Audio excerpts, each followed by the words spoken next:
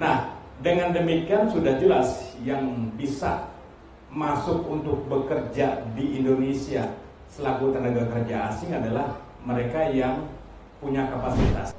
Ada orang asing, orang TKA yang di kita sebagai profesional, kemudian open hiring, dia langsung ke konsultan rekrutmen, ya, konsultan tanpa koordinasi dengan HR. Tiba-tiba di waktu yang sudah ditentukan, apa sih yang ditanyakan, apa yang menjadikan concern mereka ketika datang? Karena biasanya dari satu perusahaan ke perusahaan lain itu concernnya hampir sama, dan kita bisa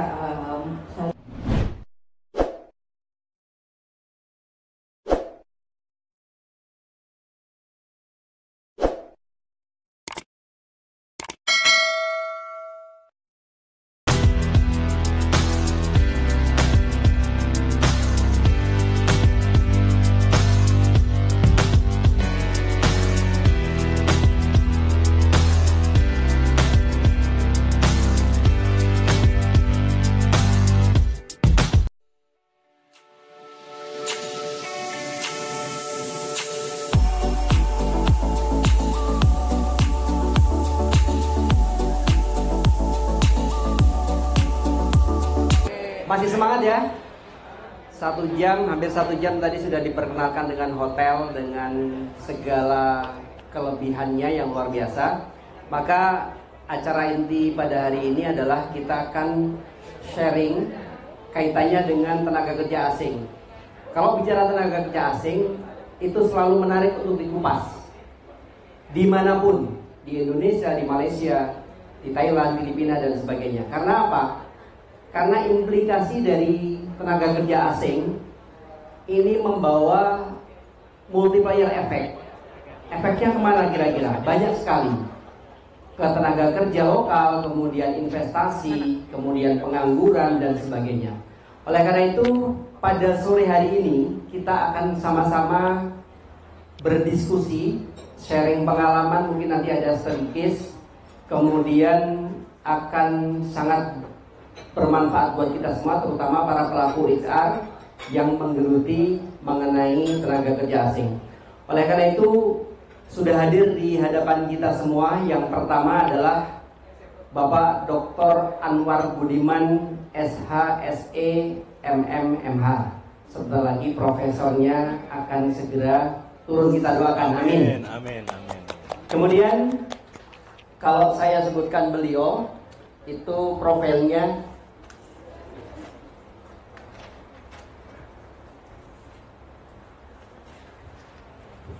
tak kenal maka tak sayang ya. Jadi Bapak Anwar Budiman lahir di Jakarta 23 Agustus 1970. Ternyata seusia dengan saya, beda nasib aja Pak. Beliau tinggal di Pondok Mitra Lestari, Bekasi Selatan. Kemudian profesi beliau yang sekarang itu luar biasa, kalau saya ceritakan bisa dari A sampai Z. Yang pertama, beliau adalah HR and legal di beberapa perusahaan asing, khususnya adalah perusahaan Jepang. Kemudian beliau juga memiliki kantor advokat dan legal konsultan, Anwar Budiman and Partners. Kemudian beliau juga sebagai seorang dosen pasca sarjana dan juga dosen untuk doktoral di Universitas Krishna Dwipayana. Kemudian yang luar biasa juga, beliau adalah seorang kurator. Jadi kalau Bapak Ibu nanti mau berhubungan mengenai PKPU, kepailitan, silahkan kuratornya nunjuk beliau. Harga pertemanan.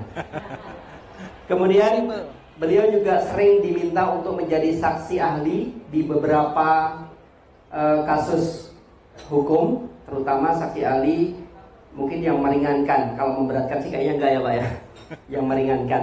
Kemudian yang terakhir, beliau adalah penulis beberapa buku, juga penulis di dalam artikel opini beberapa surat kabar nasional. Untuk itu kita berikan tepuk tangan yang meriah buat Pak Anwar Budiman. Kemudian di sebelah kiri beliau ada Ibu Teti Januarti, rekan kita, sahabat kita. Beliau adalah yang menguasa atau penguasa HR Forum di kawasan Egypt. Khususnya beliau sekarang sebagai orang nomor 1 di PT Kanifusa Indonesia. Beliau adalah Ibu Teti Yanuarti. Kita berikan tepuk tangan buat beliau. Baik, Bapak Ibu, kita mulai saja.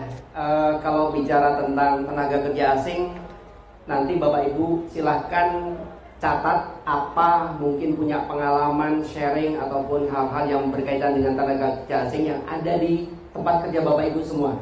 Bisa itu bentuk pelanggaran, bisa perizinan yang mungkin kok saya waktu itu didatengin imigrasi. Kayak tadi pagi di grup ASPRI juga ada yang tiba-tiba didatangi imigrasi tanpa sebab, tanpa akibat, tanpa musabab. Ada orang imigrasi datang, begitu ditanya tujuannya apa, nggak ngerti. Nah ini hal-hal seperti itu tidak luput kadang-kadang terimplementasi di lapangan. Yang kita juga nggak pernah ngerti, nggak pernah maunya apa gitu kan. Tapi yang jelas bahwa tenaga kerja asing tidak melulu menjadi tanggung jawab imigrasi, karena di sana ada Departemen Tenaga Kerja atau Kementerian Ketenagakerjaan, BKPM dan sebagainya. Oleh karena itu, untuk mengupas tuntas sharing pada sore hari ini, waktu yang pertama kami serahkan untuk Bapak Dr. Anwar Budiman. Kemudian nanti Bu Teti mungkin bisa menambahkan ketika apa yang disampaikan Pak Anwar perlu tambahan perlengkapan, dan juga sharing-sharing dari Bu Teti selaku Ketua Forum di kawasan Egypt. Untuk itu waktu kami serahkan. Terima kasih. Assalamualaikum warahmatullahi wabarakatuh. Waalaikumsalam warahmatullahi wabarakatuh. Terima kasih Pak Anu. Ini luar biasa pertanyaannya. Bu Teti, terima kasih. Pada teman-teman semua, mungkin udah banyak yang kenal saya. Mungkin juga ada yang belum kenal. Tadi udah diperkenalkan oleh Pak Anu ya. Jadi memang saya lebih banyak menangani kasus-kasus ketenagakerjaan maupun kasus perdata. Dalam ketenagakerjaan ini kita juga mengenal tenaga kerja asing. Saya juga kira-kira 4 bulan yang lalu diminta oleh Kesbangpol DKI juga untuk membahas tentang tenaga kerja asing waktu itu. Memang tenaga kerja asing ini di satu sisi menjadi dilema ya, karena banyak dikhawatirkan kesempatan bagi putra bangsa ini menjadi berkurang. Apalagi dengan globalisasi seperti sekarang ini, banyak sekali tenaga-tenaga asing yang masuk. Kita nggak bisa tutup mata juga, banyak tenaga-tenaga asing yang sebenarnya pekerjaannya itu pekerjaan yang bisa ditangani oleh orang-orang lokal. Kalau melihat bahwa tenaga kerja asing ini menurut berita banyak yang tidak punya izin, bahkan banyak yang mengatakan juga punya izin, sebenarnya yang punya izin itulah yang terdaftar. Ya, jadi yang punya izin kan terdaftar sehingga bisa diketahui yang punya izin seberapa banyak. Tapi kenyataannya juga masih ada yang izinnya berbeda dengan peruntukannya. Yang pada akhirnya hal-hal seperti ini yang semestinya tidak menjadi masalah, ini digoreng, akhirnya menjadi masalah. Seolah-olah banyak sekali yang tidak punya izin masuk ke Indonesia, tenaga kerja asingnya. Kenyataannya, ya kita tahu sendiri, ada yang ada izinnya, ada yang nggak ada yang izinnya berbeda dengan peruntukannya.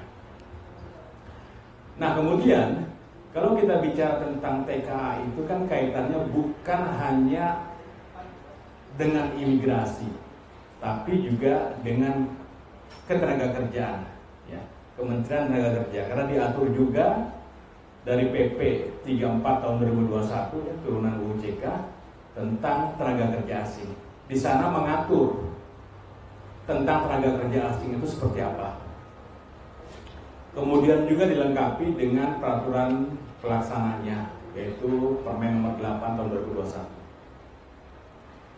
Nah, dengan demikian sudah jelas yang bisa masuk untuk bekerja di Indonesia selaku tenaga kerja asing adalah mereka yang punya kapasitas yang belum bisa dilakukan oleh orang-orang lokal, sehingga ada kewajiban mereka harus bisa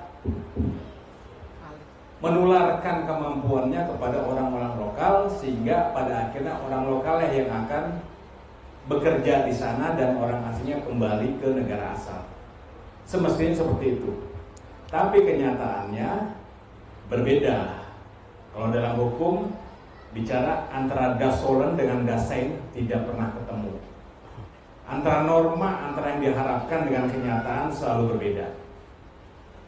Nah, hal ini dikarenakan memang kebutuhan di negara kita ini masih sangat membutuhkan pekerjaan, masih sangat membutuhkan investasi, masih sangat membutuhkan investor datang. Di mana di negara kita ini tenaga kerjanya berlimpah ruah, namun pekerjaannya terbatas, sehingga mau tidak mau akhirnya mengundang para investor dari luar untuk menanamkan sahamnya di Indonesia agar dapat mengurangi pengangguran di sini. Nah, dengan adanya seperti itu, terkadang untuk bisa investor itu mempunyai ketertarikan yang melebihi wajarnya, akhirnya terjadilah penyimpangan-penyimpangan. Tapi biasanya kalau di perusahaan-perusahaan Jepang, ya, perusahaan-perusahaan Korea, biasanya mereka itu taat terhadap aturan. Dan saya yakin HRD di sini pun akhirnya bisa memberikan masukan kepada pengusahanya. Karena HRD yang ada di perusahaan-perusahaan juga biasanya akan menjadi penasehat hukum di dalam perusahaan, sehingga akan memberikan yang terbaik, memberikan yang benar, langkah-langkah yang benar kepada pengusaha pada saat merekrut tenaga kerja asing. Nah, seringkali juga kita melihat bahwa setiap perusahaan didatangi oleh beberapa petugas, baik petugas imigrasi maupun petugas tenaga kerjaan, ya, dalam rangka ingin melakukan investigasi terhadap tenaga kerja asing, dan sifatnya juga mendadak. Nah, baik imigrasi maupun ketenaga kerjaan, ya, kementerian, mereka mempunyai hak untuk datang mengawasi, melihat, dan kita sebagai warga negara tidak boleh menghalang-halanginya, karena sanksinya adalah sanksi pidana. Jadi jangan sampai nanti salah paham, ada orang imigrasi datang, ada petugas dari Disnaker datang, kemudian perusahaan menghalang-halangi karena dengan alasan bisa saja mereka tidak mempunyai surat tugas. Tadi dikatakan tiba-tiba datang, kemudian mungkin surat tugas tidak ada. Nah, bagi para HRD kalau melihat situasi seperti itu, memang harus lebih hati-hati. Setiap petugas aparatur negara yang datang ke perusahaan dengan tujuan melakukan investigasi, melakukan pengawasan, pasti ada surat tugasnya. Jadi dasar hukumnya adalah surat tugas. Kalau tidak ada surat tugasnya, maka mohon agar mereka kembali lagi dengan membawa surat tugas. Bukan berarti diusir, tapi bicara mohon agar kembali lagi dengan membawa surat tugas, agar mereka juga tidak malu dan mereka juga bisa melakukan sebuah perlakuan, tindakan sesuai dengan hukum yang berlaku.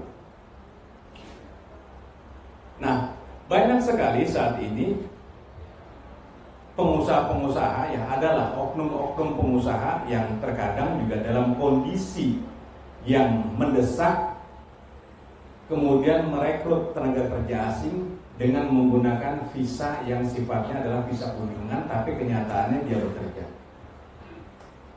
Yang mungkin karena sifatnya mendesak, mungkin karena perlu waktu yang sebentar untuk hadir, maka sering dicari adalah visa-visa yang menurutnya adalah lebih mudah, lebih cepat, dan nggak kelihatan. Nah, disinilah kita minta juga kepada teman-teman HR, seberapapun waktu yang dibutuhkan, seberapapun waktu yang harus dia lakukan di Indonesia sebagai tenaga kerja asing, maka sebaik-baiknya adalah tetap diberlakukan sesuai dengan undang-undang, sesuai dengan peraturan pemerintah. Kita berharap semua warga negara ini tunduk dengan hukum. Kalau kita tunduk dengan hukum, kita jelaskan hukum itu kepada pengusaha, maka pengusaha itu akan respect kepada kita. Jadi prinsipnya adalah cintailah profesi kita, bukan cintai perusahaan.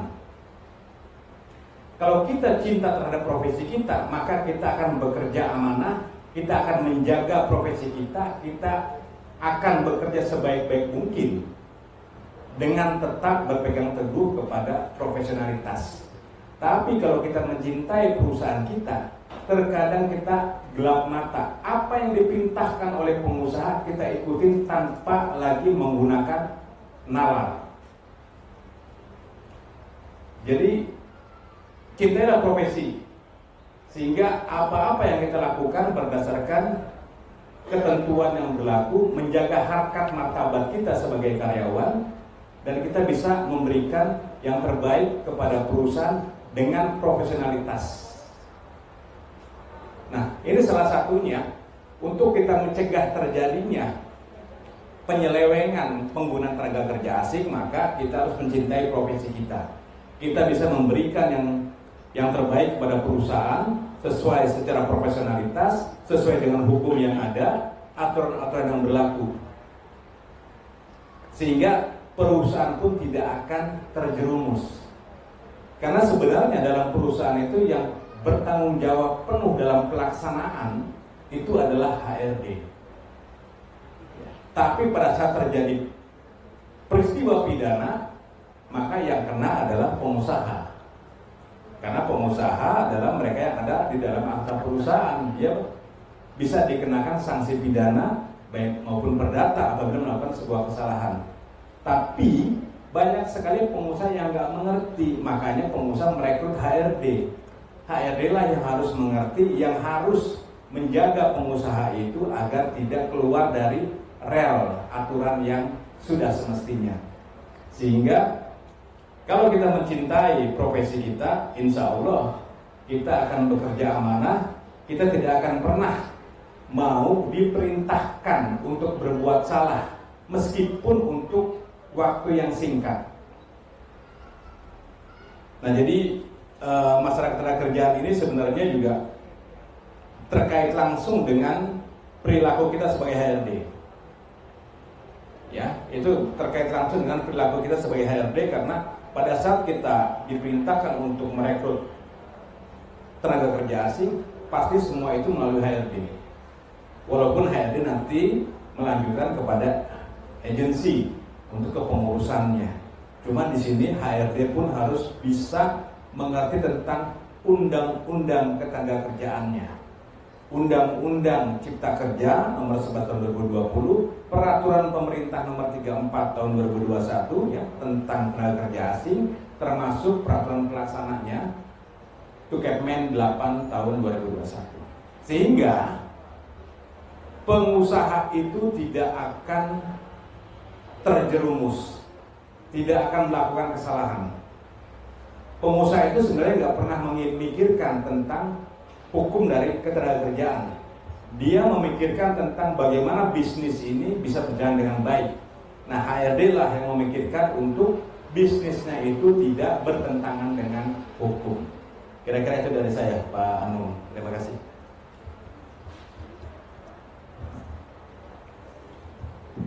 Baik, Pak Anwar, menarik sekali ya teman-teman.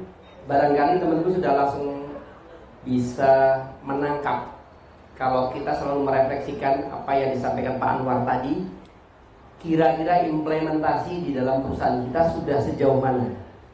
Kalau tadi saya bisa tarik sebuah kesimpulan bahwa ketika kita mencintai profesi pekerjaan kita, maka kita akan bisa bekerja dengan penuh amanah dan sebagainya. Ada satu hal yang menarik yang tadi disampaikan oleh Pak Anwar. Kadang-kadang di dalam pekerjaan, implementasi di lapangannya, kita kerja sama orang asing. Tapi kadang-kadang masih ada warga kita, rekan kita kerja, dalam tanda kutip masih jadi jongos asing. Ini yang keliru teman-teman. Jadi kalau yang seperti itu, HR lah sebagai pemandunya. Jangan takut dengan untuk mengingatkan mereka kalau mereka salah. Ada kemarin satu cerita yang mungkin nanti akan dilengkapi oleh Bu Teti. Ada orang asing, orang TKA yang di kita sebagai profesional, kemudian open hiring, dia langsung ke konsultan rekrutmen, ya, konsultan tanpa koordinasi dengan HR. Tiba-tiba di waktu yang sudah ditentukan, HR harus interview hasil rekrutan dia, ya, untuk diinterview. Dan saya tanyakan, apa sikap kamu sebagai HR? Saya menolak, kata teman saya itu, saya menolak. Ini bukan pekerjaan orang asing. Bahkan di pasal 11 kalau nggak salah Pak ya, pasal 11 PP 34 2001 itu jelas dinyatakan bahwa orang asing tidak boleh memasuki ranah pekerjaan orang personalia atau HR. Ini harus diluruskan. Kalau seperti itu saja kita tidak sebagai HR tidak berani meluruskan, ya kayaknya harus berguru dulu sama Pak Anwar dan Bu Teti nanti. Itu sekedar ini aja. Pertanyaan Bapak Ibu disimpan dulu, nanti akan kita buka untuk sesi tanya jawab. Kita akan dengarkan dulu pemaparan dari Bu Teti selaku Ketua Forum HR untuk kawasan Egypt. Pada Bu Teti dipersilakan Bu.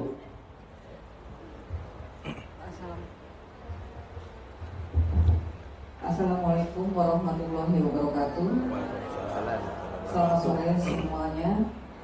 Yang saya hormati Pak Anwar Budiman, yang saya hormati Pak Anung dan rekan-rekan SR yang saya cintai di kawasan Cikarang.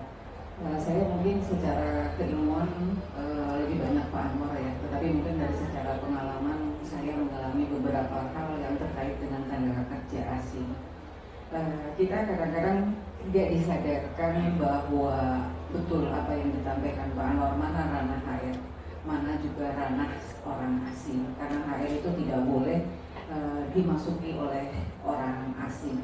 Dari dokumen terkecil seperti katakanlah untuk masalah pengangkatan, masalah interview, dan masalah terangan SR ini tidak boleh dimasuki oleh orang asing. Kadang-kadang dia maksa lah seperti itu mengikuti interview, mungkin boleh ya Pak Anwar boleh, tapi pada dasarnya tidak mewawancarai atau menanyakan, hanya hadir untuk melihat mungkin gesturnya dan sebagainya, tapi tidak menanyakan pertanyaan, dan dia boleh memberikan masukan. Tetap pada dasarnya keputusan adalah ada di SR seperti itu. Terus yang perlu diperhatikan juga adalah ketika kita RPTKA, saya pernah kesandung Pak di Surabaya. Jadi orang asing saya pergi ke Surabaya dan area kerjanya memang area kerja Surabaya, tetapi tidak tahu dari mana, itu mungkin informasi dari hotelnya ketika dia kunjungan ke salah satu pabrik dan dinyatakan tidak boleh kunjungan. Ternyata Surabaya tidak serta-merta Surabaya dalam arti kata Jawa Timur, kebetulan pabriknya itu adalah di Probolinggo. Jadi kami di RPTKA lengkap sekali sampai ke kabupaten. Ya, itu juga perlu diperhatikan apabila punya orang asing atau TKA yang menjadi sales atau marketing, karena area-area paling kabupaten lah yang harus kita cantumkan dalam RPTKA. Kalau tidak nanti akan menjadi masalah, terutama ketika di daerah-daerah. Karena di daerah ini mungkin mereka kerjasama dengan hotel ya, apabila ada orang asing, terus mereka akan tanyakan mereka kemana dan sebagainya seperti itu. Ini juga harus diperhatikan. Terus kedua, ada kasus teman saya. Ya, ini kita betul Pak, ini kita harus tegas. Teman saya jabatannya hanya asisten manajer. Ketika itu mereka membutuhkan manajer marketing. Nah, yang wawancara adalah orang asing, yang tes dan segala macam adalah orang asing karena beranggapan bahwa kamu cuma asisten manajer, nggak perlu ikut wawancara seperti itu, nggak perlu ikut tes. Tapi ternyata setelah dokumen ditandatangani tentang kontraknya, yang tanda tangan adalah atau pengangkatannya adalah yang angkat adalah orang asing, itu tidak boleh, ya perlu diperhatikan karena sama sekali itu memang bukan ranah mereka. Jadi akhirnya menjadikan temuan di Snaker, ya akhirnya berujungnya ada masalah seperti itu. Ya kita tidak takut juga ketika Kas Bampol datang kalau dokumen kita lengkap. Ya mungkin satu persatu perusahaan, kalau kami di Egypt mungkin sudah beberapa yang dikunjungi dan alhamdulillah kalau tempat saya kebetulan lengkap. Ya perlunya memang forum buat kami adalah membagi informasi. Apa sih yang ditanyakan, apa yang menjadikan concern mereka ketika datang. Karena biasanya dari satu perusahaan ke perusahaan lain itu concernnya hampir sama. Dan kita bisa saling melengkapi kalau memang kita data-data kita kurang ataupun data-data kita masih miss, itu kita saling melengkapi. Dan yang terakhir mungkin yang di PP34 kemampuan berbahasa Indonesia, kemarin sempat juga dites ya dari Kas Bampol itu salah satu orang asing di tempat saya, kemampuan bahasa Indonesianya. Jadi tetap kita menyarankan mereka kecuali prestir ya untuk bisa berbahasa Indonesia, karena suatu saat apabila diminta untuk diwawancarai, entah itu lagi di Snaker, Kas Bampol atau apapun, mereka bisa menjawab apa yang menjadikan pertanyaan dari pemerintah tersebut. Ya mungkin itu saja dulu Pak Anung, terima kasih.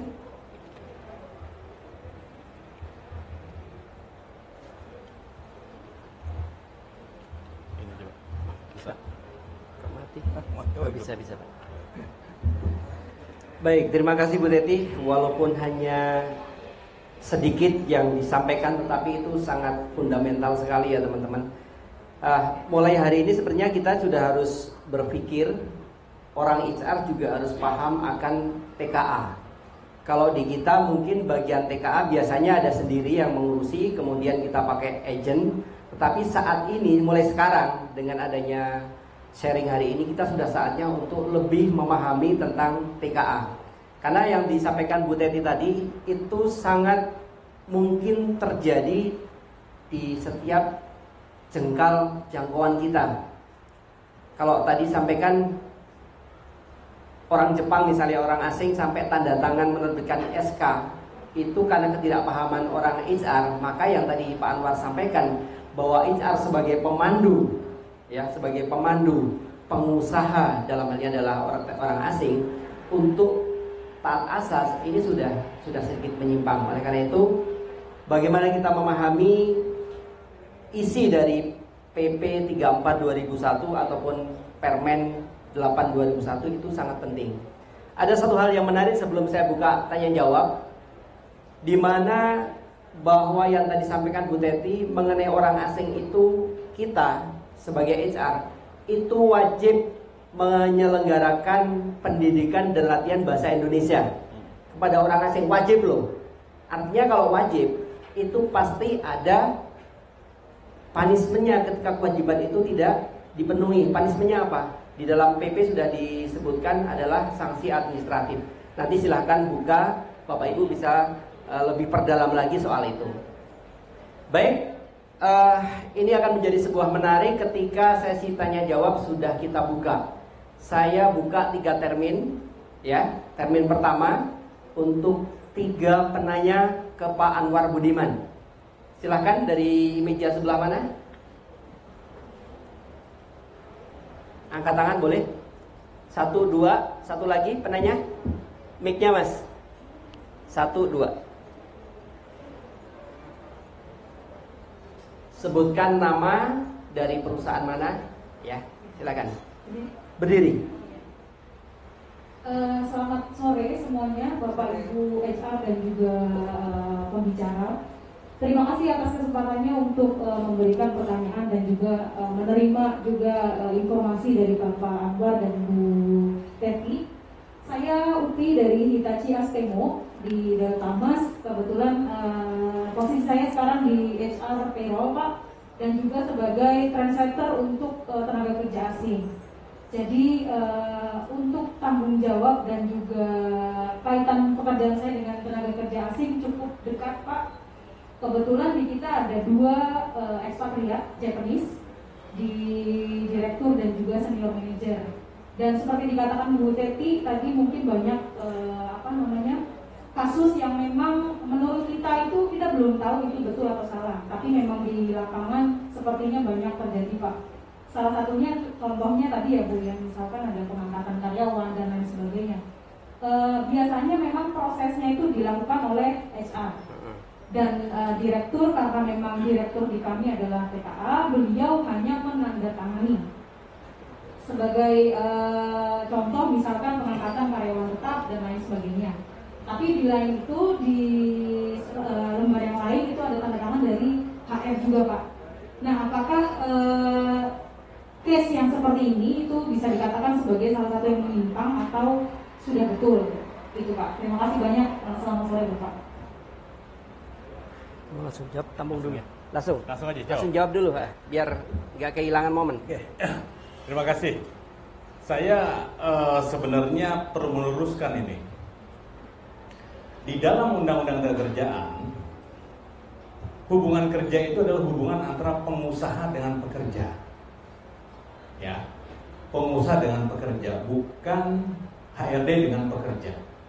Ini harus saya luruskan. Dan memang banyak, mohon maaf, Disnaker pun selalu menurut saya sama-sama pelaku hukum, terkadang berbeda dalam penerapan hukum.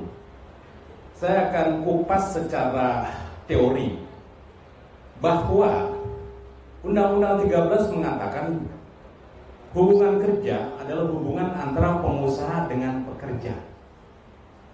Siapa itu pengusaha? Pengusaha itu adalah yang nama-namanya tertera di dalam akta perusahaan. Jadi perjanjian kerja itu boleh ditandatangani oleh orang yang ada di dalam akta perusahaan. Kalau orang itu orang asing, ya tidak masalah, karena itu bukan pekerjaan personalia. Itu adalah perjanjian kerja. Ini saya harus lurusin, maaf Bu Teti ya, karena kejadiannya beda memang. Kejadiannya di lapangan beda. Saya beberapa kali jadi ahli, termasuk salah satunya itu. Saya jelaskan di situ bahwa hubungan kerja itu hubungan antara pengusaha dan pekerja berdasarkan perjanjian kerja yang dalamnya ada unsur perintah upah dan pekerjaan. Kan gitu. Berarti antara pengusaha dengan pekerja, bukan antara personalia dengan pekerja. Boleh saja direksi itu mengkuasakan kepersonalia untuk menandatangani perjanjian kerja itu. Bisa saja kuasanya diganti dengan job description yang ditandatangani oleh pihak direksi. Salah satu job desk-nya adalah menandatangani perjanjian kerja. Ya. Jadi misalnya ada pengawas melihat, wah ini perjanjian kerjanya kok ditandatangani oleh orang asing. Kita jelaskan ke mereka, mungkin mereka lupa, nggak melihat bahwa hubungan kerja itu antara pengusaha dengan pekerja, bukan dengan HRD. Perjanjian kerja itu bukan menjadi tanggung jawab HRD. Tanggung jawab HRD kepersonalian itu adalah mengatur, ya, masalah training, kalau pengangkatan, ya seperti itu, ya HRD. Tapi pada saat perjanjian kerjanya itu adalah antara pengusaha dengan pekerja. Jadi jangan sampai salah bahwa perjanjian kerja antara pengusaha dengan pekerja itu adalah kewenangan mutlak HRD, bukan. Tapi itu kewenangan mutlak pengusaha dengan pekerja. Ya. Jadi jangan khawatir kalau misalnya antara pengusaha dengan pekerja tanda tangan. Ya, sekarang gini. Biasanya manager level sampai GM itu kan orang lokal. Pada saat dia berjanji, biasanya pun tanda tangannya antara mereka dengan direksi orang asing. Tapi kalau direksi itu menandatangani semua perjanjian operator, wah, sayang sekali, ya kan, Gajinya. waktu dia habis untuk itu. Makanya dikuasakanlah kepada HRD. Penguasaan itu bisa melalui surat kuasa, bisa melalui job description. Nah, jadi kita perlu luruskan di sini. Jadi jangan sampai salah atau takut pada saat ada pengawas, ada administrator melihat, loh ini kok perjanjian kerja ditandatangani oleh orang asing, ini melanggar undang-undang. Nah, ajak dia main-main ke pengertian tentang hubungan kerja itu apa. Mungkin waktu main-mainnya kelewat dia, langsung aja masalahnya masalah tenaga kerja asing nggak boleh. Padahal harus main di situ dulu tuh, ya kan? Begitu main di situ udah mengerti main di situ, baru main ke tempat yang lain. Kira-kira itu. Terima kasih. Baik. Yang kedua. Nanti kalau masih ada lanjutannya boleh di Nggak apa-apa. ya. Assalamualaikum warahmatullahi wabarakatuh. Waalaikumsalam warahmatullahi wabarakatuh. Saya Rini Yusnita dari Badan Indonesia Senikman di Egypt, Mendeti. Pertanyaan saya adalah yang pertama hampir mirip ya dengan Ibu. Jadi kalau ini adalah perjanjian kerja, tapi kalau di perusahaan saya ini saya ingin tanyakan adalah surat keputusan pengangkatan karyawan tetap. Nah, biasanya untuk beberapa level memang itu adalah contoh HR manager. Tapi ketika yang tertingginya itu mau diangkat, itu yang tanda tangan siapa? Gitu loh. Karena yang paling tingginya aja udah nggak ada, yang paling tingginya itu yang mau diangkat. Itu yang pertama. Kemudian yang kedua, terkait dengan interview. Untuk level-level yang memang di atasnya ada orang lokal, itu tidak menjadi masalah buat kita. Orang lokal yang mau interview. Tapi kalau udah top manajemen lokal, ketika akan direkrut, maka usernya itu orang Jepang, Pak. Betul. Nah, yang jadi masalah, masa sih gitu kan, orang Jepang nggak dilibatin, sedangkan nanti reportnya itu kan ke mereka. Ya.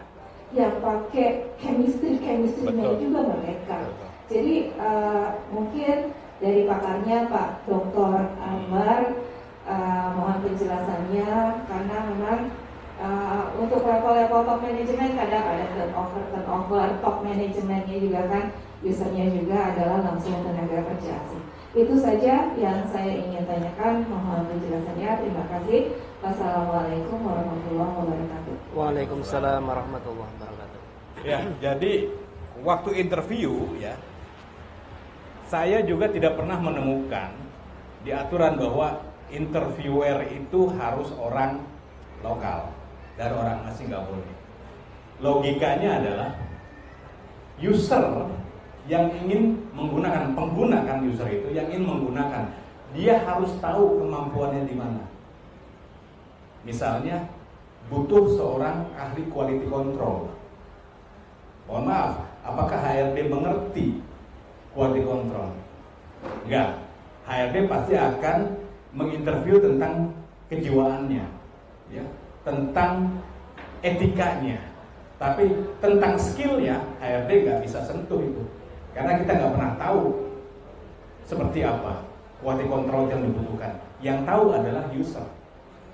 Sehingga user perlu tahu, jangan sampai pada saat nanti ditempatkan ternyata tidak sesuai dengan harapan user. Apa yang terjadi? HRD-nya akan dimarahin, dibilang nggak bisa kerja, kan gitu. Ya. Jadi HRD itu sebenarnya fasilitator pada saat interview itu, karena user yang pasti akan lebih membutuhkan. Jadi tidak ada masalah pada saat expat itu menginterview. Yang dilarang adalah jabatan-jabatan, 40 jabatan itu adalah jabatan-jabatan yang dilarang. Tapi waktu dia menginterview itu tidak ada masalah. Waktu dia membuat perjanjian kerja, karena perjanjian kerja antara pengusaha dengan pekerja, maka tidak ada masalah kapasitasnya sebagai pengusaha, bukan sebagai HRD. Nah, kemudian waktu saat pengangkatan karyawan, nah ini bagaimana? Kan begitu. Apakah pengangkatan karyawan itu masuk ke ranah HRD top atau masuk ke ranah pengusaha? Ini masih debatable. Nah, untuk menghindari asumsi yang berbeda dari pihak-pihak lain, maka buat yang namanya prosedur, manual prosedur untuk pengangkatan karyawan. yang ditandatangani dari pimpinan, dari direksi. Misalnya buat SOP untuk pengangkatan karyawan ditandatangani oleh HRD, untuk pemberian ini tangani oleh HRD, untuk bla bla bla HRD, buat di standar operasional prosedur yang ditandatangani oleh direksi.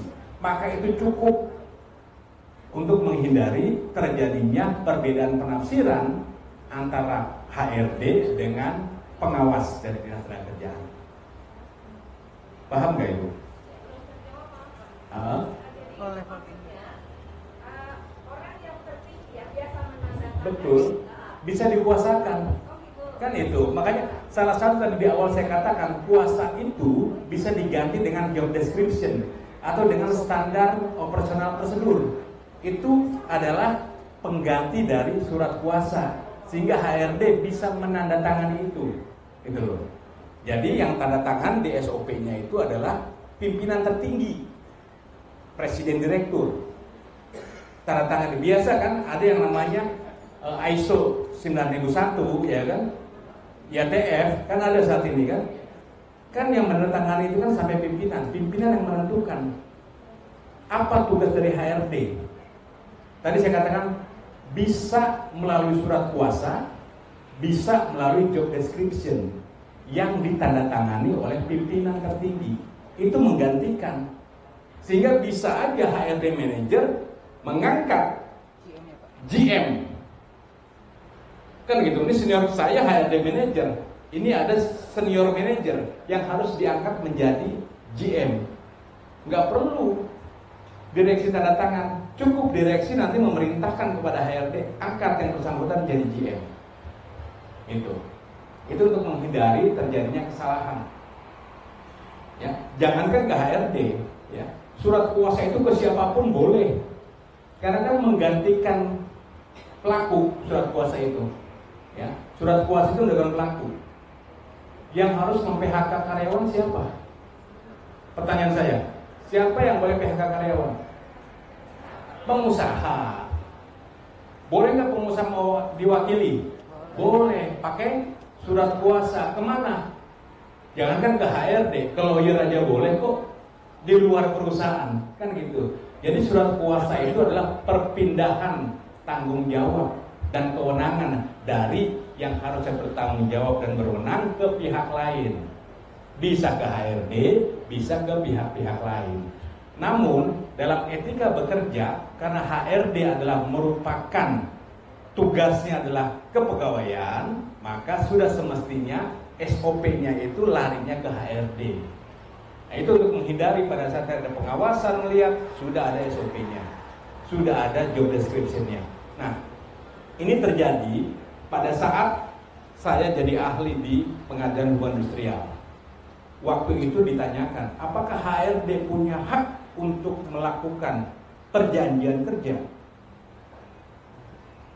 Karena perjanjian kerja itu antara pengusaha dengan pekerja. HRD punya hak sepanjang ada job description yang menyebutkan di situ. Tanpa surat kuasa berarti kan, karena sudah tugasnya.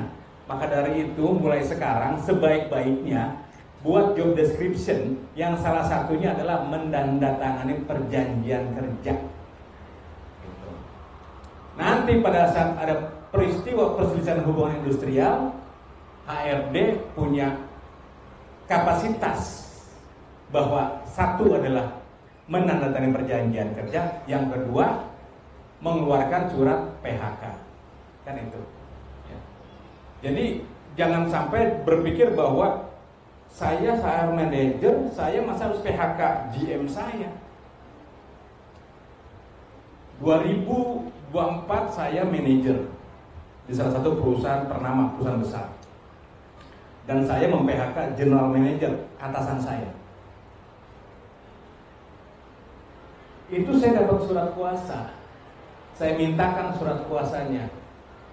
Karena saya juga untuk menghindari terjadi konflik dengan atasan saya, gitu.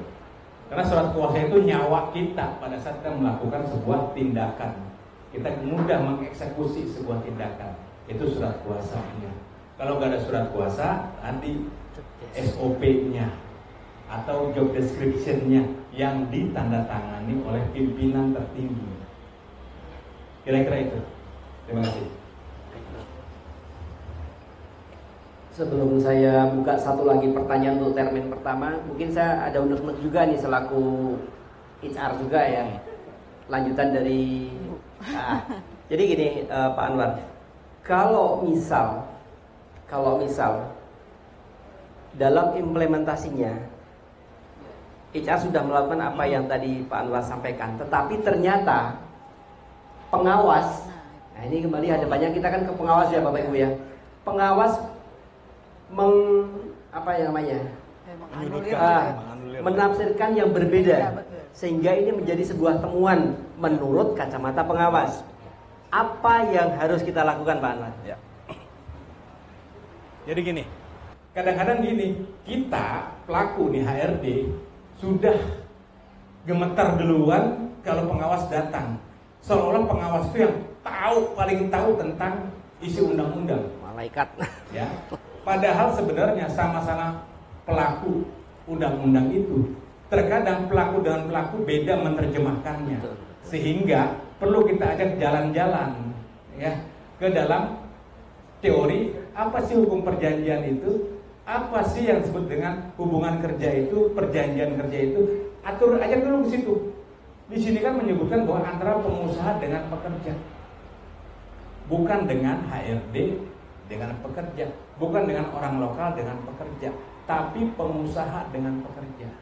Makanya saya selalu bilang, kemungkinan mereka belum lewatin depan pintu ini sudah masuk ke dapur, kan gitu. Jadi dia nggak ngelihat bahwa hubungan kerja itu hubungan antara pengusaha dengan pekerja, sehingga ya yang melakukan perjanjian kerja itu adalah pengusaha. Yang boleh menandatangani perjanjian, yang boleh menandatangani kontrak, yang boleh menandatangani sebuah ketentuan perjanjian adalah mereka yang diatur di dalam Undang-Undang 40 tahun 2007, Undang-Undang Perseroan, yaitu direksi. Ya, direksi.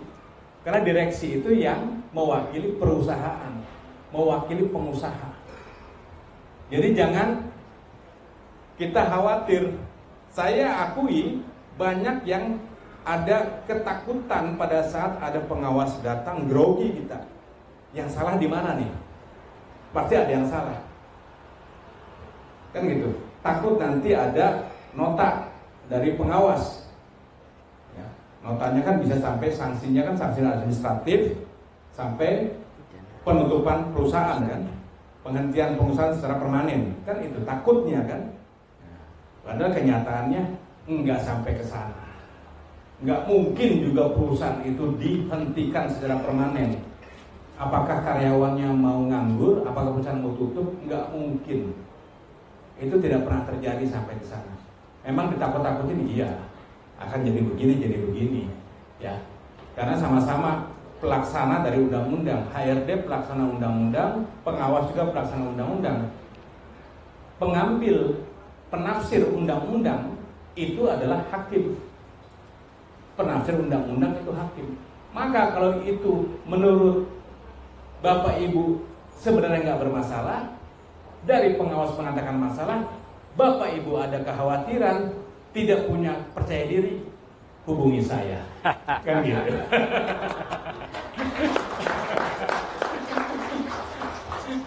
Kira-kira itu. Baik. Cukup puas ya. Cukup puas ya. Ya? Oh, bisa diatur. Cukup puas Pak pertanyaan tadi? Terwakili ya. Masih ada unek-unek yang lain yang barangkali bisa di-sharing? Contoh misal di RPTKA-nya jabatannya apa, implementasinya apa, barangkali ada yang seperti itu. Nah, kalau yang begitu bahaya tuh. Nah, kalau yang ini berbahaya. Ada nggak seperti itu Bapak Ibu? Barangkali mau minta solusi kepada Dr. Anwar boleh, mumpung gratis. Di sini gratis, lewat dari sini berbayar. Boleh saya Pak, nggak apa-apa, saya ikutan. Boleh Bu Teti, silakan. Ya Pak Anwar, mungkin ini ya beberapa juga kasus ya. Sekarang level GM itu kan hanya satu, Pak. Ya. Di perusahaan hanya boleh satu. Tapi ketika orang asing datang, dia menginginkan ada GM produksi, ada GM quality, dan sebagainya. Sementara GM itu perizinannya hanya satu. Dia terpaksa, misalnya katakanlah kita menggunakan jabatan lain. Apakah itu legal? Sementara secara pekerjaan mereka adalah melakukan pekerjaan GM. Gitu. Ya, ini udah menjadi kepastian hukum yang nggak bisa kita tarik ke kanan atau kiri. Artinya kalau ada seperti itu, ya itu menjadi ilegal. Ya, itu menjadi ilegal. Nah, banyak sebenarnya yang terjadi. Posisinya sebagai manajer, ya, padahal dia punya izinnya sebagai advisor. Itu sering terjadi. Karena posisi itu udah diisi orang, kan gitu. Terus bagaimana nih mengatasinya, kan? Jadi sebaik-baiknya kalau memang udah diatur hanya satu jabatan yang diberikan, itu satu jabatan, ya. Tapi kan sekarang ada bisa menjabat di perusahaan lain, boleh sekarang sepanjang dia direksi, ya. Kalau dulu kan nggak ada, ya, satu perusahaan dan satu jabatan. Tapi sekarang boleh dia menjadi direksi lagi di perusahaan lain.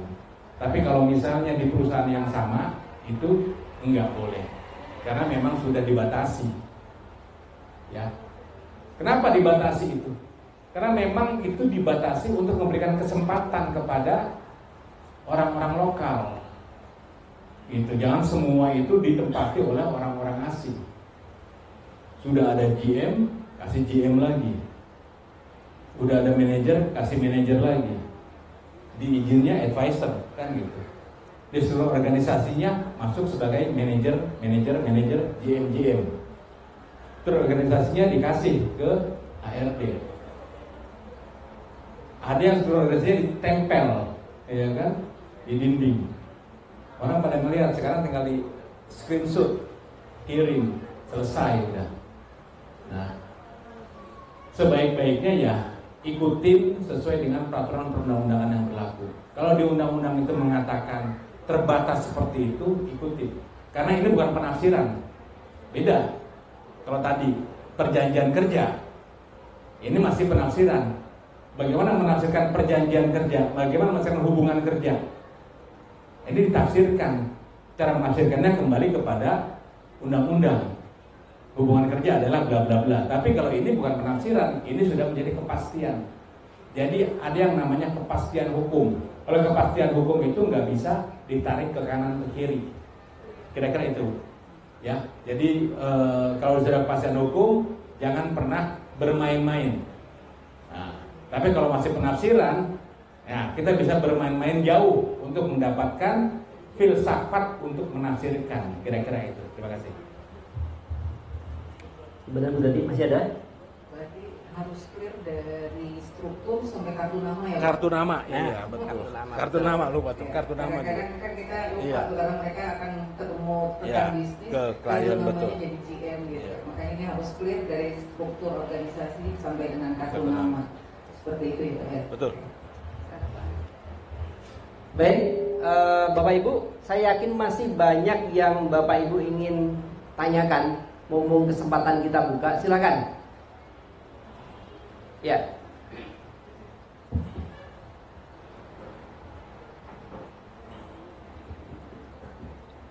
Assalamualaikum warahmatullahi wabarakatuh. Saya Destiana dari PT Marumi Indonesia. Saya di bagian Chief HRD MBA. Untuk pertanyaannya itu mengenai TKA online, Pak. TKA online itu di depannya ketika kita buka paperless online itu terdapat pengumuman di PP nomor 34 tahun 2021 tentang tenaga kerja asing berkewajiban kembali kerja TKA. Nah itu di pasal 7 dan pasal 32 yang ingin saya tanyakan. Untuk pelatihan pendidikan tenaga kerja asing kan itu diperlukan pendamping ya Pak ya? Ya, dan betul. itu harus melampirkan sertifikasi pelatihan pendampingan. Nah kebetulan untuk Marumi sendiri itu kan perusahaannya bergerak di bidang keramik ya Pak, $4. Nah, untuk bina sertifikasinya sendiri itu masih belum ada. Jadi bagaimana kalau misalnya kita ada orang asing yang membutuhkan Kalau itu langsung ke itu Pak? ke implikasi. Tahu Ibu? Asosiasi biasanya. Iya. Kalau itu langsung masuk ke masalah teknis ya. Jadi bukan masuk ke masalah peraturan perundang-undangan. Itu masalah teknis karena memang di dalam online itu jangankan orang asing. Yang sekarang OSS juga sama ya. Itu masalah teknis, kita harus datang ke sana. Ya, kalau saya jujur itu saya nggak pernah tahu kalau masalah teknis karena saya bukan orang teknis, saya lebih kepada orang hukum. Jadi kalau masalah teknisnya itu adalah teknis bagaimana mengupload itu, ya kan? Kekurangan uploadan seperti apa, itu orang teknis. Jadi mohon maaf untuk yang ini saya tidak bisa jawab. Sertifikasinya unik ya Mbak ya? Karena dinas sertifikasi yang mengeluarkan pendidikan pelatihan itu tidak ada.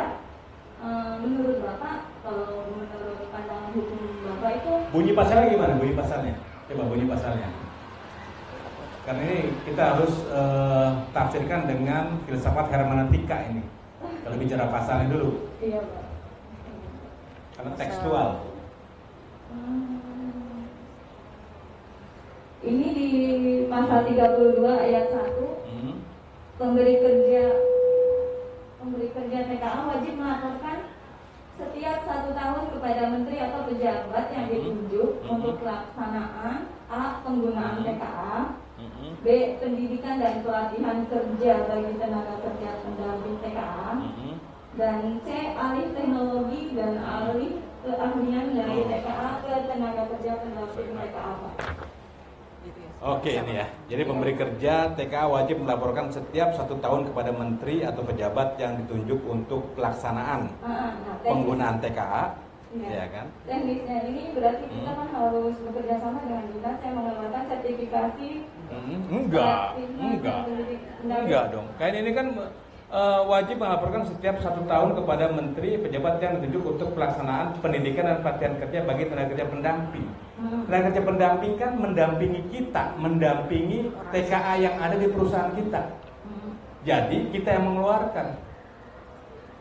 Oh jadi nggak perlu. Iya, betul, nggak perlu. Itu berarti bisa ya Pak? Bisa, ya.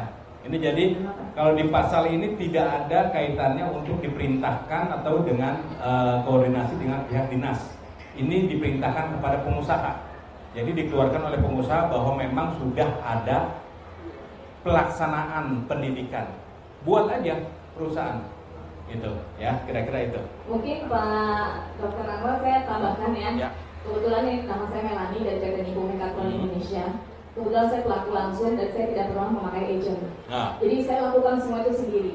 Saya mandiri, jadi saya tahu atlet mana semua itu sudah katakanlah di kepala saya. Luar biasa. Bukan sombong ya. Jadi ini pengetahuan juga untuk yang lain. Yang Ibu tanyakan tadi itu sebenarnya dulu memang sempat ada kasus ketika kita mau perpanjang izin pembayaran retribusi ya. Dan itu wajib katanya harus ada sertifikasi pendamping. Dan itu waktu itu awalnya mau dilakukan oleh Apindo dengan berbayar kalau nggak salah 3.500.000. Oh gitu. Dan waktu itu saya bilang gini, kalau TKA mungkin kalau cuma punya 1-2 nggak masalah, tapi bagaimana kalau kita punya 20 pendamping? Betul. Ya itu kan posnya pasti akan bertambah. Nah itu jadi perdebatan di antara Disnaker lah ya. Dan ketika kita kesana lagi, akhirnya wacana ini di pending atau ditiadakan saat ini. Jadi kalau untuk yang sertifikasi itu saat ini tidak ada ya Bu ya. Dan yang Ibu maksud itu ada di format di RPTKA. Makanya kalau kita tidak melakukan sendiri, kita tidak akan tahu isinya apa saja sih. Kalau saya sudah tahu Pak. Jadi kita buat, jadi kita cuma ada formatnya dan kita isi, ya. Dan laporan pendamping itu pun kita buat sendiri. Jadi semua itu kita buat sendiri dan kita laporkan itu memang ada dan semua itu semua ada formatnya di tempat yang Kemenaker itu untuk yang TKA apa enggak. Ini untuk yang Kemenaker. Ya jadi memang ya ini buat yang lain memang harus kita tahu setidaknya kita bisa membuka walaupun agent yang melakukan minta password ke agent biar kita tahu semuanya. Jadi kalau di RPTK itu yang paling saya maksudnya yang bikin agak sulit itu ketika menulis uraian jabatan. Dan itu minimal 350 kata. Jadi pintar-pintar kita aja, kita ulang lagi tidak akan, karena mereka sistem. Mau kita tulis apapun, mereka sistem yang penting mencukupi 350 kata, oke. Dan itu memang harus kita isi. Dan semua step-stepnya harus kita isi. Jadi dimaksud seperti itu. Jadi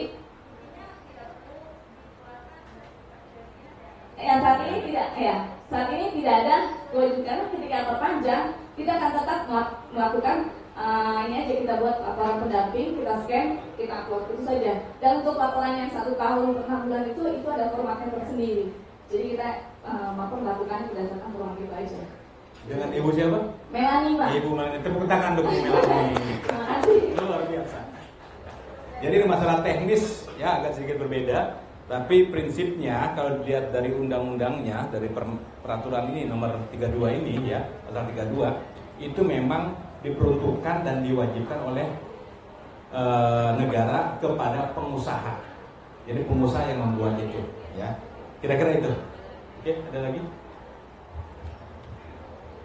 Ada lagi pertanyaan? Saya yakin saya buka lagi untuk dua penanya terakhir ya, karena waktu sudah terus berjalan.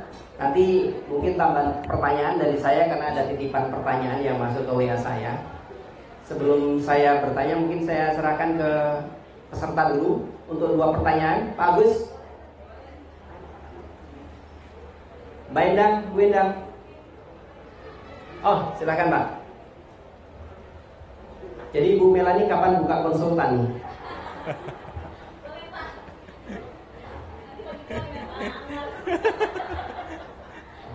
Selamat sore, saya Walin dari PT Dainik.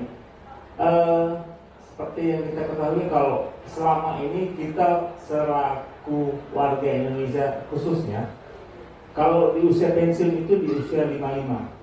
Bahkan ada yang kepres yang terbaru sekarang itu sudah mulai setiap 3 tahun, nambah 1 tahun, dan seingat saya sampai usia 65 yang dari BPJS Ketenagakerjaan sudah mulai soundingkan. Yang jadi pertanyaan saya, kenapa di kita, di Indonesia sendiri, untuk warga Indonesia diatur untuk usia pensiun, sementara kalau di TKA mereka tidak atur usia pensiun. Satu. Nah, terkadang kalau yang pernah akhirnya saya alami juga, terkadang mereka juga bilang gini, saya kan utusan dari mother company, bla bla bla bla bla bla bla, seperti itu pertanyaan saya, Pak. Terima kasih. Oke, terima kasih, saya jawab ya. Jadi gini, tidak ada satupun undang-undang di Indonesia ini yang mengatur usia pensiun swasta. Tidak ada, Pak. Jadi saya luruskan di sini ya, bahwa BPJS itu yang mengatakan usia pensiun 56, 57, 58, 59, 60 ya, itu adalah batas kepesertaan, bukan batas usia pensiun. Batas usia pensiun itu diatur dalam peraturan perusahaan atau perjanjian kerja bersama atau perjanjian kerja individu. Ini yang sering salah, saya berkali-kali saya jelaskan juga, bahkan sampai saya jadi ahli juga, saya jelaskan ya. Kenapa Indonesia dulu mengatur usia pensiun itu 55 tahun? Karena nggak ada dasar hukumnya. Yang ada adalah melihat dari undang-undang ASN dulu, usianya 55, kemudian 58, swasta nggak ada. Karena tidak ada cantolan hukumnya, maka dia ikut-ikutan yang berlaku aja, yaitu 55 tahun ya. Padahal di Undang-Undang 13 pun mengatakan bahwa usia pensiun itu diatur dalam PP atau PKB. Jadi jangan sampai salah. Ini juga berkaitan dengan negosiasi PKB nih, pastinya nanti. Kenapa teman-teman serikat pasti akan minta usia pensiunnya dong naikin, karena di BPJS sudah tahun 2019 ini, 2022 ini berarti sudah masuk ke 58 tahun, kan gitu. Harus 58. Nah itu jangan sampai kejebak ke sana, ya. Karena usia 58 sampai 60 tahun itu, 65 tahun itu adalah usia kepesertaan BPJS Ketenagakerjaan.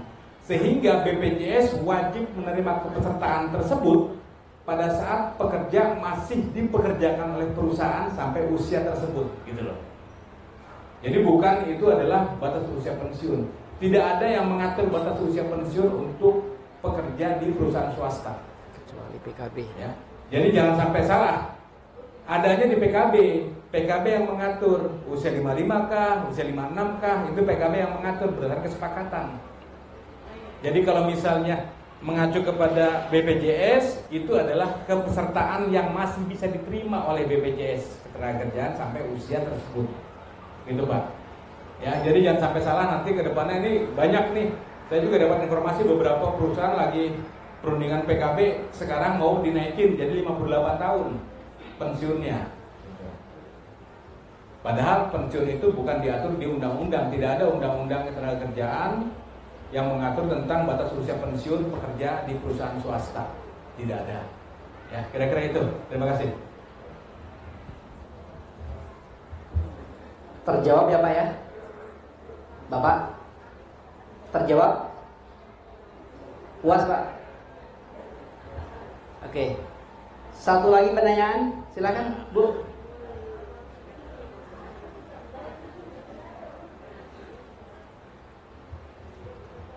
Oke, terima kasih. Assalamualaikum. Sore Pak Anwar. Ini mungkin kasus yang unik ya Pak. Ada TKA. Waktu itu pengawas tuh datang, dia tanya-tanya terkait TKA. Kebetulan usianya itu sudah 59. Itu udah mau keluar nota dinas. Bu, ini kan di PKB kan diatur usia pensiun 56 tahun. Keliru lagi. Terus itu kok ini masih TKA, masih dipekerjakan. Itu udah hampir mungkin diebo ya sama pengawas dinas. Saya dalilin lagi, loh Pak, kalau kondisinya mungkin usia pensiun 56 tahun, waktu kita perpanjang izin segala RPTK, lalu infra kok di ACC. Nah itu udah hampir mau diebo Pak. Karena PKB-nya kan mengatur buat semua karyawan usia pensiun 56 tahun. Cuma saya dalilin lagi, RPTKA, izin TKA-nya semua oke loh. Ya, mohon Pak Bapak diserahkan. Terima kasih. Assalamualaikum. Waalaikumsalam. Ini Bu Dewi ini klien tetap saya nih Pak. Padahal bisa nanti ngomongin di luar. Betul. Tapi nggak apa-apa, buat ilmu bagi yang lain. Jadi gini, yang namanya tenaga kerja asing itu dibatasi oleh RPTKA dan izin kerjanya, kan gitu. Tidak dibatasi oleh perjanjian kerja bersama. Jadi kalau misalnya perjanjian kerja bersama mengatakan 50 tahun, ya memang benar 56 tahun untuk PKB. Dibatasi 50 tahun untuk semua pekerja. Tapi yang namanya pekerja, tenaga kerja asing itu bukan dibatasi oleh PKB. Nggak ada kaitannya. Masa kerjanya itu adalah dibatasi dengan RPTKA, rencana penggunaan tenaga kerja asing. Dibatasi oleh itu. Kalau RPTK-nya habis kemudian dia masih bekerja, masa iya masih dikasih izin dari negara? Kan enggak. Kalau misalnya tetap masih ada di tempat itu, berarti ilegal. Ya. Jadi jangan sampai, ya kadang-kadang emang begitu. Kadang-kadang emang begitu. Penafsiran suka berbeda. Ya. Kadang suka begitu, penafsiran suka berbeda. Sama halnya gini, saya akan kasih satu tambahan ilmu mengenai PKWT. Ya, khususnya tadi usia pensiun 56 tahun. Nah, mereka yang sudah di atas 56 tahun kan sudah pensiun. Kemudian dipekerjakan kembali dengan PKWT. Apakah mereka tunduk terhadap PKB? Tunduk nggak terhadap PKB? Tidak. Tunduknya ke PKWT. Karena PKB-nya itu berlaku untuk mereka usianya sampai 56 tahun. Mereka yang dipekerjakan setelah usia pensiun, maka dia menggunakan normal, murni hukum perjanjian 1320 KUHP. Nah, cuma di dalam perjanjiannya itu, biar dia terikat oleh isi-isi PKB, masukin klausul-klausul itu ke dalam perjanjian kerjanya. Ya, maka dari itu di surat edaran Mahkamah Agung sendiri, begitu mereka yang sudah pensiun boleh di PKWT. Ya. Bagi mereka yang sudah pensiun boleh di PKWT. Artinya dia tidak tunduk dalam PKB. Tapi bagaimana dia biar tunduk terhadap PKB, masukin klausul-klausul yang dalam PKB ke dalam perjanjiannya itu, pindahin. Kira-kira itu kaitannya dengan pensiun dan yang lainnya. Pak, boleh tanya Pak? Ya, silakan. Seandainya gini Pak, seorang karyawan sudah memasuki usia pensiun, tetapi dia tidak dipensiunkan, ya. Tidak juga di PKWT-kan, dilanjutkan karena alasan perusahaan atau bila PKWT atau advisor kan dia tidak punya kewenangan ya Pak. Ya. Nah, ini bagaimana nih Pak?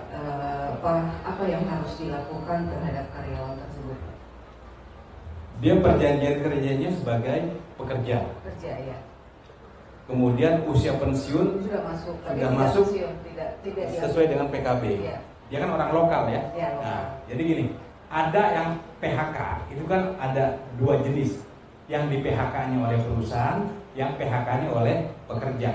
Maka ajukan itu ke pengawas dinas tenaga kerja agar mendapatkan nota bahwa dia sudah selesai masanya. Dan ini nggak mau diperpanjang sebenarnya kan nggak mau diperpanjang kan, pengen selesai sesuai perjanjian kerja bersamanya yaitu 56 tahun. Kemudian dia pengen selesai tuh, tiba-tiba diangkat diperpanjang lagi, ya, bawa ke pengawas, ya. Kemudian itu pengawas akan dapetin yang namanya surat nota pengawasan, nota pemeriksaan. Dari situ bawa ke PHI untuk mendapatkan penetapan, ya, penetapan untuk PHK. Kan ada tuh PHK oleh perusahaan dan PHK oleh pekerja. Itu masuk ke kategori PHK oleh pekerja. Karena pekerja sudah nggak mau lagi, udah batasnya sudah selesai, pensiunnya udah dapat haknya dia, ya kan? Dia udah dapat haknya itu, karena udah diatur dalam PKB. Dia harus menerima haknya. Nah, karena dia ditahan-tahan oleh perusahaan, haknya nggak diterima, ya kan? Maka kalau dia nggak masuk berturut-turut pun, ya bukan PHK, tetap pensiun, karena udah masuk usia pensiun. Nah, untuk mempermudah itu, kita ke pengawas untuk bisa diselesaikan. Kira-kira itu.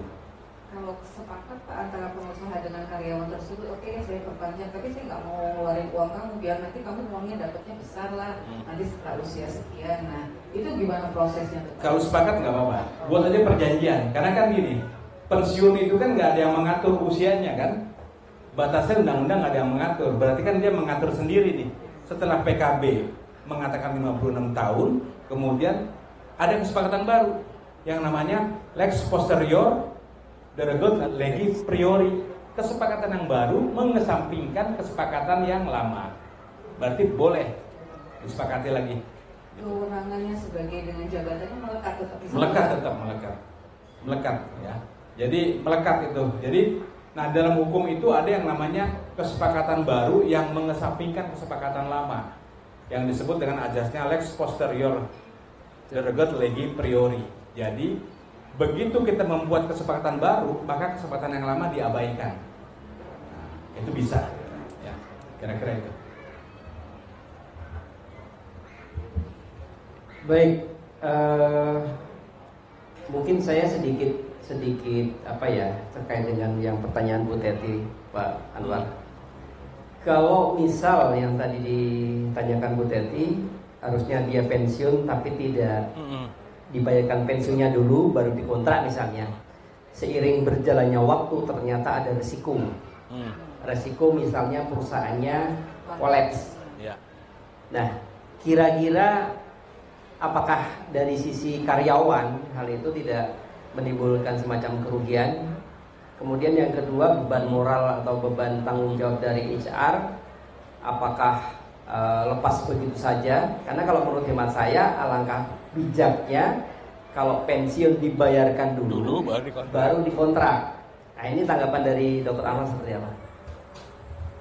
Ya, memang sebenarnya harus diselesaikan dulu semua hak dan kewajibannya.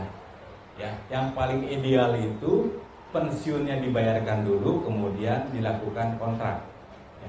Biasanya orang yang pensiun itu kan dia pasti tahu dong situasi perusahaan seperti apa. Betul. Ya kan? Kalau dia mau diperpanjang, dia tahu perusahaan itu seperti apa ke depannya, apakah perusahaan ini masih dalam kondisi sehat atau tidak, kan gitu. Tapi kan terkadang juga pekerja suka merasa gak enak karena udah terlalu lama bekerja di situ, ada rasa memiliki. terhadap perusahaan. Nah, pada akhirnya menyetujui itu diperpanjang dulu sebelum dibayarkan pesangonnya. Nah, inilah yang dinamain cinta terhadap perusahaan. Maka dari itu cintalah terhadap profesi. Selesaikan dulu hak dan kewajibannya, baru kita bergabung kembali. Betul nggak Pak Toheri? Betul. Kira-kira itu Pak. Baik. Luar biasa nih. Bapak Ibu, saya pikir karena waktu juga yang membatasi kita, untuk pertanyaan saya akhiri dari peserta. Ada satu pertanyaan titipan yang nyampe ke saya nih. Ini trik Pak, mohon disampaikan. Kalau dalam sebuah perusahaan itu dirasa terlalu banyak ekspatriatnya, sehingga barangkali anggaran itu sebagian besar tersedot oleh mereka. Padahal idealnya kalau komposisi karyawan sekian, cukuplah ekspatriat sekian. Komposisinya seperti itu, sehingga anggaran itu untuk peningkatan kesejahteraan kepada karyawan bisa lebih bagus. Nah, ada nggak trik ataupun cara bagaimana menyampaikan, atau kalau bahasa kasarnya memulangkan mereka ke asalnya sana, sehingga penguatan organisasi juga memberikan kesempatan peluang jabatan kepada tenaga kerja lokal untuk menduduki jabatan-jabatan yang dalam tanda kutip tadi, rangkap-rangkap tadi. Ada nggak, Dok?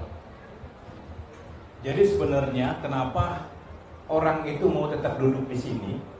Karena dia melihat jangan sampai organisasi ini hancur kecuali dia sudah dapat menemukan penggantinya, kan gitu. Sehingga tunjukkanlah kemampuan dari para pekerja itu bahwa dia mampu. Kalau mampu, pasti pimpinan akan melihat saya sudah gak perlu lagi ada di sini. Saya harus pindah kembali ke negara asal, sehingga kos juga akan lebih berkurang. Nah, permasalahan yang ada adalah, mohon maaf, masih banyak ketidakmampuan dari teman-teman kita ya, untuk bisa menggantikan orang asing itu, karena kapasitas dan skill kita belum siap.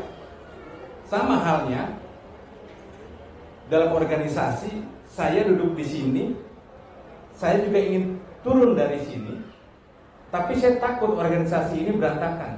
Kecuali saya sudah mendapatkan pengganti saya, maka saya akan dengan leluasa meninggalkan organisasi ini. Nah, kuncinya sebenarnya ada di para pekerja. Ya, ada yang namanya pendampingan.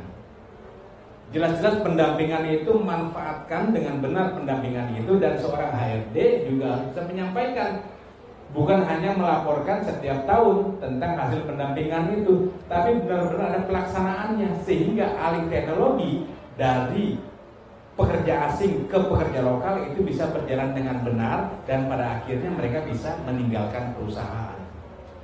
Karena banyak sekali yang terjadi, orang asingnya banyak di setiap sudut, padahal yang dibutuhkan sebenarnya hanya direksi. Tapi di setiap sudut ini banyak orang asing. Kenapa? Karena di setiap sudut itu belum ada yang bisa dipercaya untuk memegang pekerjaan tersebut atau mengendalikan pekerjaan tersebut. Sehingga ini masalah kepercayaan, Pak. Jadi masalah trust dari pihak pengusaha kepada pihak lokal. Kira-kira itu, karena tidak ada di undang-undangnya mengatur satu orang asing harus sekian orang lokal. Itu tidak ada mengatur itu. Sehingga ini kebebasan bagi setiap investor untuk mendatangkan pekerja asingnya. Kemudian baru hitung-hitungan, apakah dengan pekerja asing yang semakin banyak ini akan mengurangi keuntungan atau mungkin akan menambah keuntungan. Kalau ternyata ini tidak menambah keuntungan, ya sebaiknya diganti dengan orang lokal. Dengan catatan orang lokal itu sudah benar-benar bisa menduduki posisi itu sebagai penggantinya. Kira-kira itu. Terima kasih. Baik, terima kasih Dr. Anwar dan Bu Teti Zanuarti sudah. Oh, boleh, silakan. Sebelum bisa tutup. Ini mohon maaf nih buat rekan-rekan semua. Jadi saya ingin menginformasikan. Jadi kalau kita ada PKA datang, walaupun hanya 1-2 hari, sebaiknya menggunakan visa 211A, karena 211B itu sudah tidak ada, karena itu masih di dalam Indonesia. Jadi jangan pernah pakai VOA. Karena apa? Kalau pakai visa on arrival itu pasti akan terciduk. Apalagi kalau maaf dia tinggal hotelnya di wilayah Cikarang, sudah pasti. Mungkin TKA-nya baru duduk di ruang meeting pun, wah sudah datang. Ya, karena apa? Ketika dia sampai ke bandara itu sudah terdetek. Apalagi nih, wah kawasan industri sudah pasti diciriin. Jadi dia akan ikutin. Jadi lebih amannya pakai visa kunjungan saja. Yang sekarang berlaku itu visa 211A. Itu hanya 2 juta. Prosesnya 7 hari setelah pembayaran. Dan syaratnya gampang sekali. Cuma paspor, ya kan? Terus asuransi, bukti asuransi dia, sertifikat vaksin, ya sudah 3 kali. Dan itu penjamin. Penjamin itu bisa oleh presiden. Itu saja, diupload, kita bayar ke kantor pos 2 juta, 7 hari kemudian verifikasi, tahapan keputusan, keluar. Nah, dan itu lebih mudah, hanya 2 juta saja. Saya tidak pesan aja buat rekan-rekan, jangan pernah menggunakan visa turis ya, karena itu bahaya, bayarnya bisa berlipat-lipat. Itu saja saya sampaikan. Terima kasih Pak. Oke, terima kasih. Boleh. Bu Melani masih betah kerja? Kalau udah nggak betah kita kolaborasi. Oke, terima kasih. Saya hanya menambahkan dari Mbak Melani karena saya punya pengalaman dengan 211A. 211A itu hanya boleh untuk kunjungan, tidak boleh masuk ke proses produksi. Itu ada 211B. Memang 211B. Karena enggak, calon TKA dibuka, jadi itu ada celah dari imigrasi, sehingga kita harus apply untuk 211B. Saya kena karena saya apply 211A. Ternyata bule saya masuk, mereka datang. Jadi masukkan aja bahwa apapun tenaga kerja asing masuk ke area produksi itu harus 211B, tidak boleh 211A. Sekarang ketika kita buka visa online itu 211B tidak ada orang asing wilayah luar Indonesia, ada di dalam Indonesia. Betul. Makanya sekarang sementara itu pakai 211A, pakai untuk bisnis. Iya Mbak, tapi nggak boleh masuk ke produksi. Iya. Hanya untuk mengantisipasi. Ya, oke. Baik. Itu hanya perbedaan sudut pandang aja. Saya setuju ketika 221A, tetapi tetap tidak boleh masuk ke pabrik ya. Itu setuju. Semua taat itulah, itu paham semuanya. Baik Bapak Ibu, saya pikir untuk sesi sharing sore hari ini kita sudahi, mengingat waktu juga sudah cukup sore, ada yang belum sholat asar dan sebagainya. Kita akan ketemu lagi di lain waktu. Ada beberapa hal yang bisa saya simpulkan dari sharing hari ini. Menarik sekali ini kalau saya boleh nambah waktu, pengennya nambah, apalagi ada kopinya kan gitu ya. Yang pertama tadi Dr. Anwar sampaikan, ini sungguh membuka hati kita semua bahwa cintailah profesi pekerjaan kita, bukan cintailah perusahaan kita. Artinya kalau kita mencintai profesi, dengan sendirinya akan lahir cinta kita terhadap perusahaan. Tetapi ketika kita cinta perusahaan tanpa mencintai profesi kita, yang ada hanya keluh, kesah dan sebagainya. Itu yang pertama. Kemudian kesimpulan yang kedua adalah bahwa tadi menarik sekali, masih ada beberapa perbedaan penafsiran mengenai hubungan kerja, ya. Jadi selama ini orang Jepang seolah-olah tidak boleh menyentuh area itu. Padahal tadi alhamdulillah hari ini kita ngumpul di sini ada ilmu baru. Ilmu barunya adalah bahwa bicara hubungan kerja, tadi ditegaskan oleh Dr. Anwar, hubungan antara pekerja dengan pengusaha. Terlebih tadi disampaikan pengusaha siapa? Pengusaha yang tercantum di dalam akta notaris perusahaan. Artinya kalau dalam akta notaris disebutkan pengusaha itu adalah orang asing ada di dalamnya, berarti boleh melakukan tanda tangan dan sebagainya. Itu yang kedua.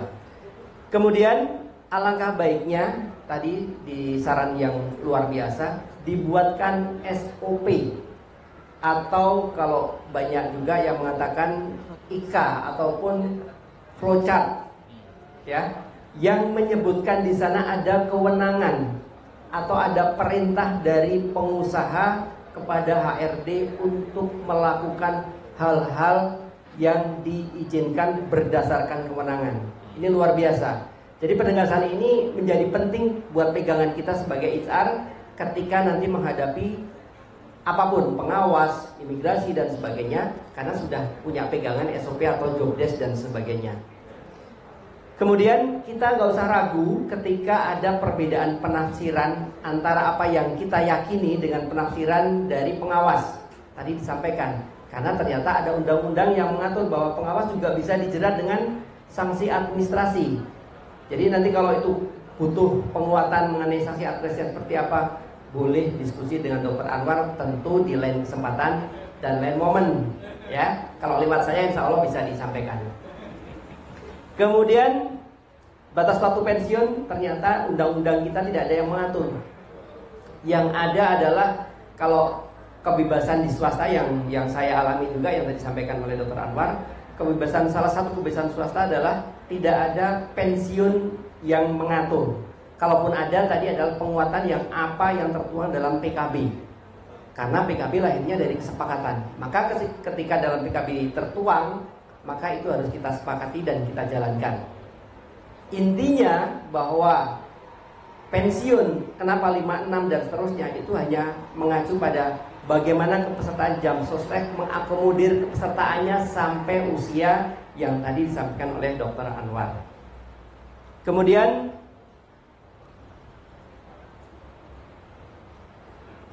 karyawan yang sudah pensiun itu boleh di PKWT-kan, ya.